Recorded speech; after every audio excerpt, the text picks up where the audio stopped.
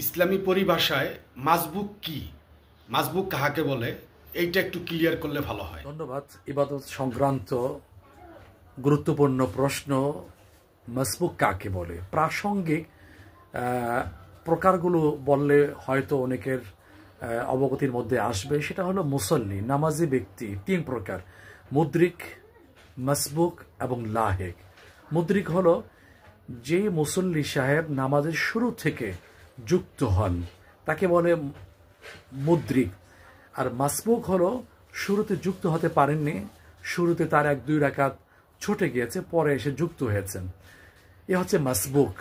আর লাহেক হচ্ছে শুরু থেকে যুক্ত হয়েছেন কিন্তু পরবর্তীতে উজু ছুটে গেছে, তাকে নামাজ ছেড়ে উজু করে এসে পুনর্বার যুক্ত হয়েছেন, তাকে বলা হয় লাহেক। এখন মাসবুক সম্পর্কে আলাদা প্রশ্ন।